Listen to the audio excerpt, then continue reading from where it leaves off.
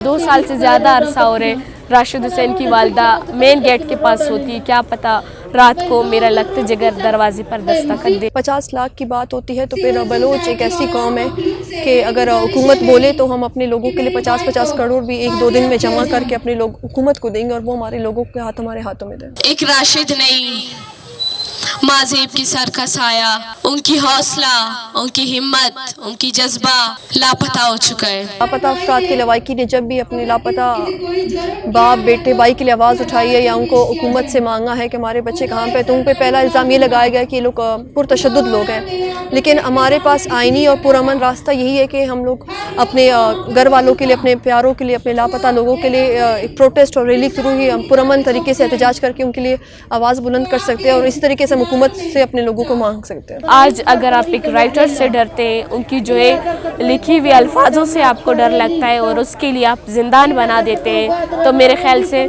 आप एक राशिद को नहीं, एक नज़रिए को आप कैद किया है। आज से 6 साल पहले इमारात से, मुत्तहिदा अरब इमारात से गिरफ़्तार करके लापता कर दिया।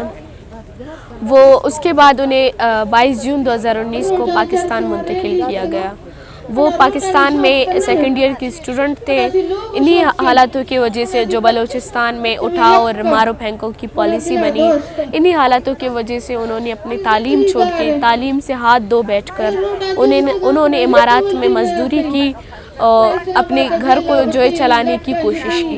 वो एक सोशल एक्टिविस्ट भी थे, साथ साथ वो इस जुल्म के ख़िलाफ़ आवाज़ उठाते थे। हुकूमत की तरफ से हमें कोई उम्मीद नहीं है, लेकिन हम फैमिलीज़ जो हैं ये वो यही कहते हैं और हम यही कहते हैं कि पाकिस्तानी आइन और कानून के मुताबिक हमें भी ट्रीट किया जाए, हमें भी हमारे राइट्स दिए जाएँ। तो जब तक हमारे लोगों को नहीं लाया जाता, ये सड़कें ही हमारे लिए जहाँ पे हम अपनी आवाज़ बुलंद कर सकते हैं, इसके अलावा तो हम कोई और रास्ता भी हमारे पास नहीं है। कभी कभी दिल बहल जाता है कि क्या पता आज नहीं तो कल आ जाए। जब दरवाजे पर कोई और दस्तखत दे तो हम इसी खुशी से दरवाजे के पास जा पहुंचते हैं, क्या पता राशिद आया हो।